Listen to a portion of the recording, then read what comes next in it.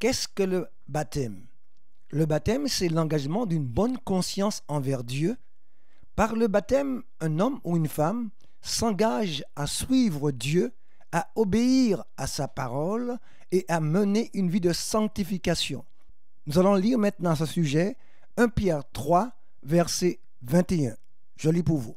Cette eau était une figure du baptême qui n'est pas la purification des souillures du corps, mais l'engagement d'une bonne conscience envers Dieu et qui maintenant vous sauve, vous aussi, par la résurrection en Jésus-Christ. L'apôtre Pierre ici, nous le voyons, est très clair. Quand on se fait baptiser, on s'engage avec Dieu. Donc c'est un engagement envers Dieu. Le baptême n'est pas en option. Le baptême n'est pas facultatif. Le baptême est un acte obligatoire qui fait partie du plan du salut. Très important. Lisons ensemble à ce sujet Matthieu 28, verset 19. Je lis pour vous. Allez, faites de toutes les nations des disciples, les baptisant au nom du Père, du Fils et du Saint-Esprit. Fin de citation.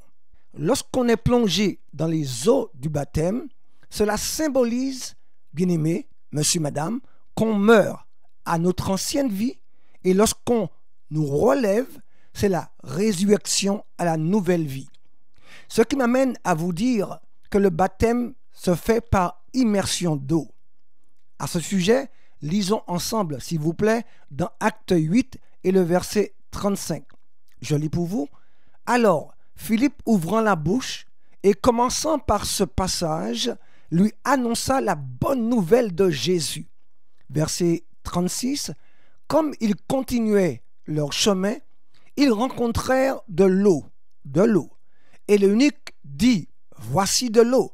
Qu'est-ce qui empêche que je sois baptisé? Verset 37. Philippe lui dit, si tu crois de tout ton cœur, cela est possible.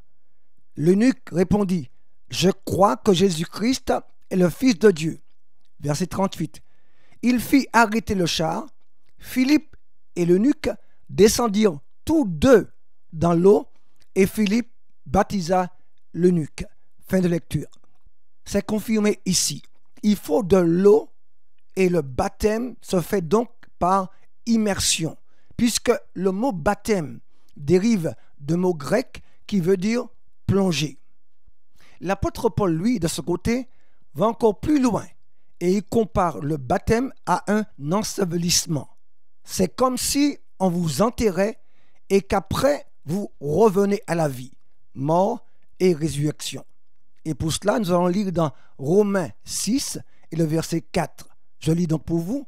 Nous avons donc été ensevelis, autrement dit enterrés, avec lui par le baptême en sa mort, afin que comme Christ est ressuscité des morts par la gloire du Père, de même nous aussi, nous marchions en nouveauté de vie.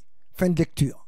Cependant, après tout ce qui a été dit, nous tenons quand même à vous préciser qu'on ne peut pas baptiser un bébé car un bébé ne peut pas s'engager avec Dieu. Car la Bible dit clairement, celui qui croira et qui sera baptisé sera sauvé, mais celui qui ne croira pas sera condamné.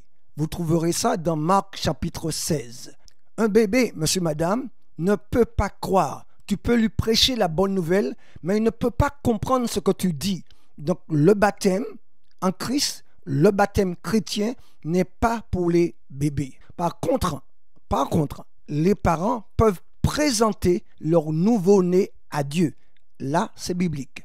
Et nous lisons dans Luc 2, verset 22. Je lis pour vous. Et quand les jours de leur purification furent accomplis, selon la loi de Moïse, Joseph et Marie leur portèrent l'enfant Jésus à Jérusalem pour le présenter au Seigneur. Donc, monsieur, madame, nous pouvons présenter nos bébés, nos nouveau-nés à Dieu. Jésus nous donne l'exemple ici. Il n'a pas été baptisé bébé. Ici, nous voyons qu'il est présenté à Dieu dans ce passage, puis devenu adulte, il va se faire baptiser par Jean le Baptiste. Soyez bénis. La prochaine vidéo, nous parlerons de la foi. Soyez bénis et à très bientôt.